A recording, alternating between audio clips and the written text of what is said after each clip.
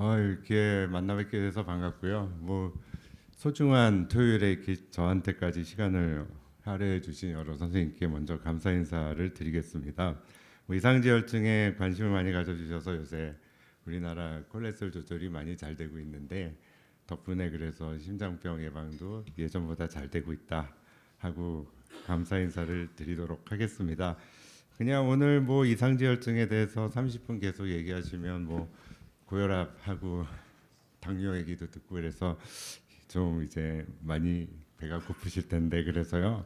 이상지혈증에 대해서 너무 잘 알고 계세요. 그래서 이상지혈증을 이제 개별화해 가지고 조절해야 되는데 그 개별적으로 이 사람의 위험이 다 다르거든요. 그래서 사람 한 사람 한 사람당에 이렇게 어떻게 어떤 상황에 처했는지에 따라 이상지혈증을 다르게 조절한다. 이런 데서 지금까지 한 20년 이상 흘러온 소위 말하는 심혈관 질환의 리스크가 어떻게 변했는지를 좀 간단히 말씀드리고 박성원 선생님 말씀대로 빨리 마무리를 하겠습니다.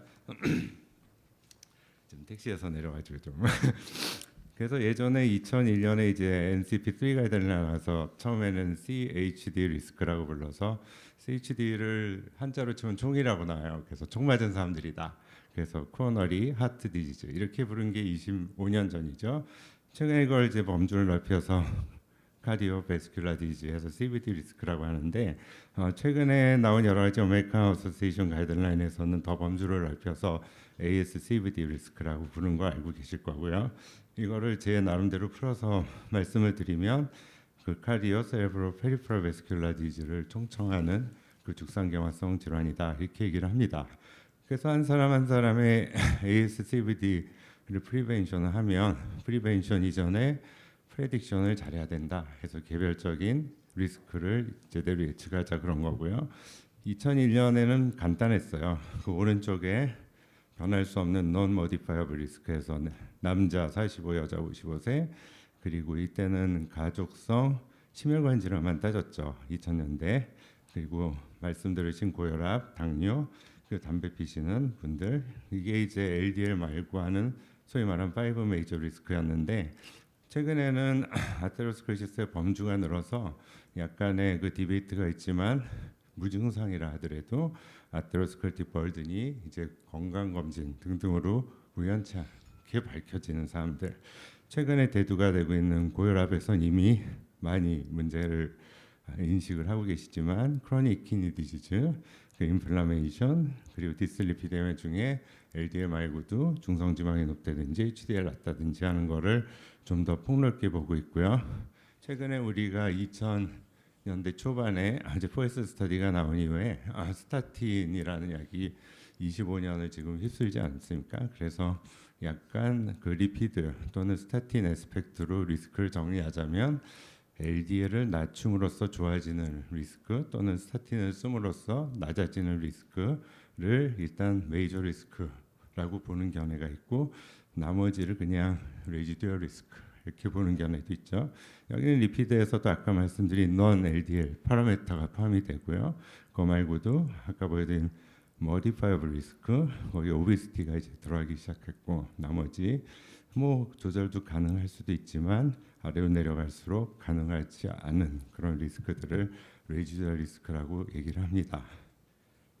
그래서 우리가 이상지혈증을 조절하는 건 숫자 노름이 아니고 결국 멀리 내다볼 때 심혈관 질환의 그 예방을 하는 대의적인 명분이 있기 때문에 한 분 한 분의 그런 리스크를 볼 때 저는 이렇게 세 가지 정도로 나눠서 어프로치를 하는 게 좋겠다 하고 얘기를 하고 있고요. 강의 들으신 헤모다이나믹 리스크 그리고 메타볼릭 리스크 중에 당뇨 그리고 리피드가 포함되고요. 최근에는 엔돌간 데미지가 중요하기 때문에 혈관의 건강이 이미 죽상경화로 많이 문제가 된 경우 이렇게 얘기를 하고 있는데 요새 이제 이런 것도 발전을 해서 엔돌간에 키드니가 들어가고요. 그거 말고도 여러 가지 스모킹이라든지 에이지 그리고 인플라메이션 같은 것들도 한 사람을 둘러싸고 있는 리스크다 이런 식으로 정리가 됩니다.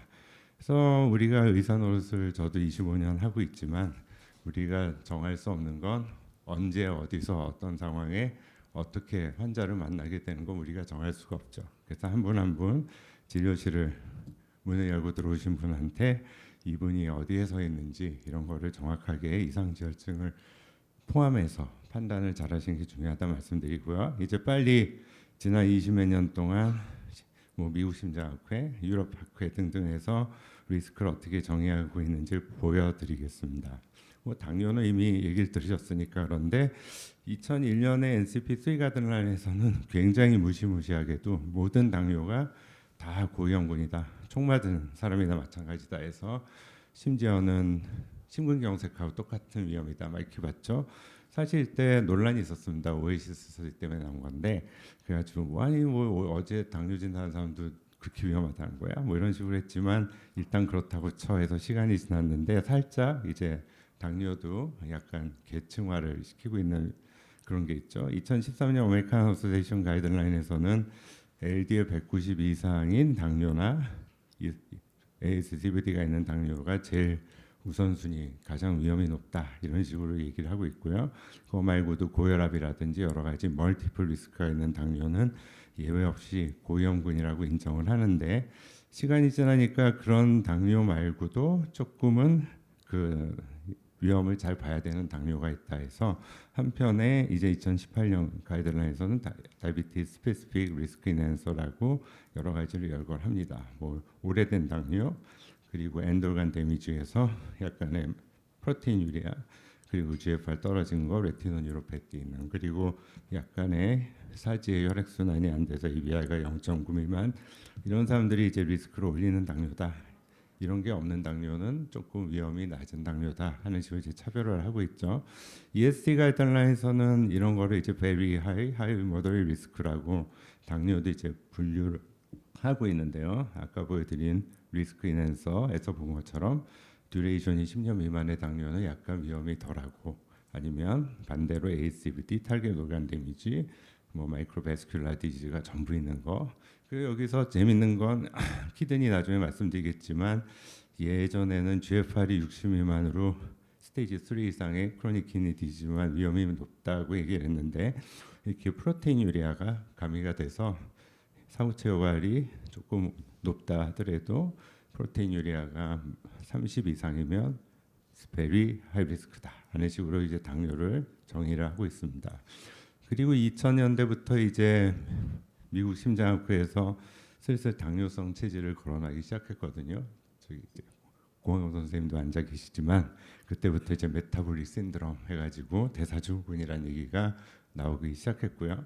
얘기는 이제 내분비에서 그 전에는 신드롬 X라고 그래서 당뇨가 올 것 같은 체질, 다시 말하면 인슐린 저항성을 이제 피노타입에 대별해서 진단 기준을 제시를 하죠.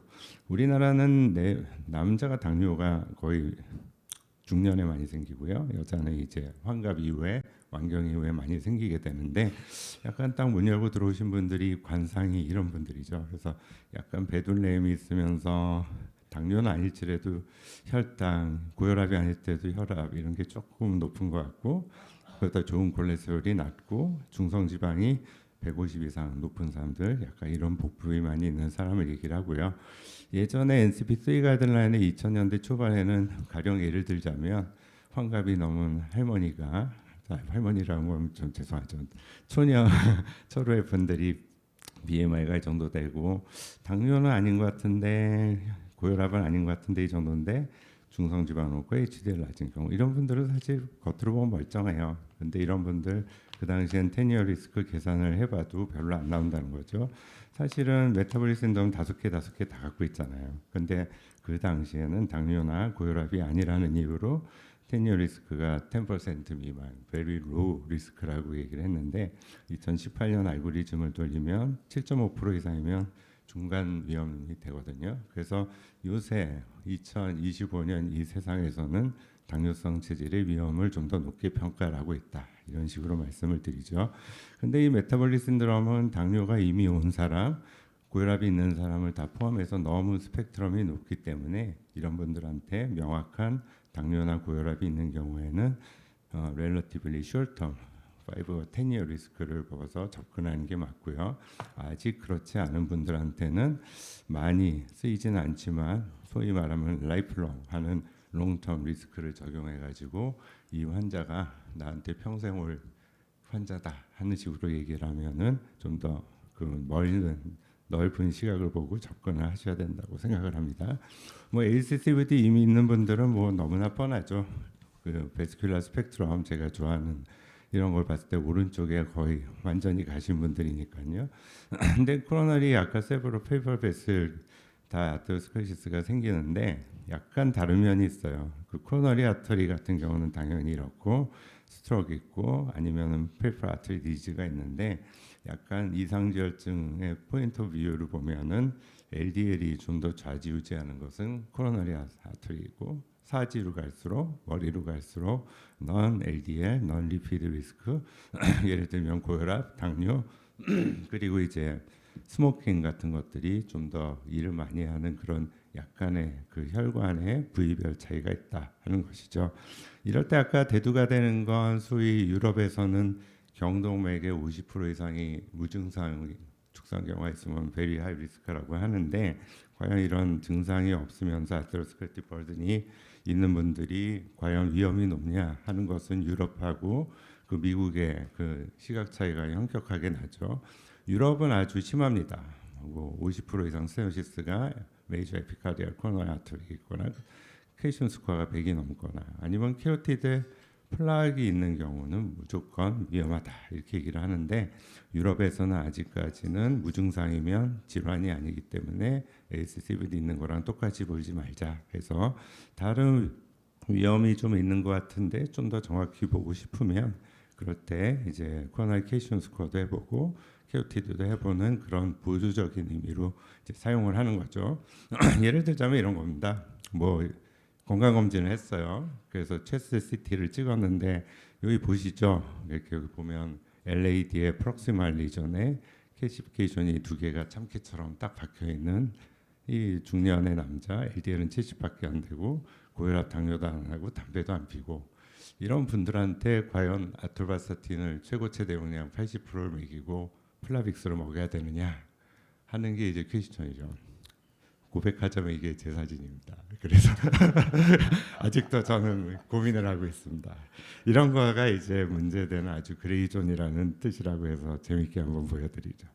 젠더도 사실 문제가 돼요. 예전에 2001년에는 남자 45세, 여자 55세 이상이면 이제 나이가 먹었다. 그래서 잘 봐라 그런 건데 일단 같은 나이라 하더라도 섹스 디퍼런스가 있다. 해서 젠더 디퍼런스가 요새 떠오르고 있습니다. 특히 유럽에서 그렇죠. 그래서 이 남자 여자는 바이올로지컬하게 디퍼런스가 있는 것뿐 아니라 소셜 면에서도 사회적으로도 다르다. 그래서 사회적으로 여러 가지 역할, 관계성 그리고 있는 위치에 그 여러 가지 권력 이런 것들이 여성분들이 조금 우월하지 않다 이런 식으로 얘기를 하고 있고요. 되게 여성분들은 또 할 수 없이 약간 이런 여러 가지 인생의 뭐 여러 가지 경험을 하게 되기 때문에 다른 배려를 해야 된다는 얘기가 있죠. 그거 말고도 오늘 시간 짧으니까 여러 가지 리스크가 있어요. 유럽은 더 심하거든요. 크로닉 키드니 디지즈 물론이고 캔서, COPD, 인플라메이션에서도 50% 리스크가 있고요. 심지어는 편두통 있는 사람들 아니면 주무실 때 코 고는 사람들 심지어는 멘탈 디소더 있는 사람도 다 심혈관 질환의 위험이 높다 하는 식으로 명시를 하고 있고요.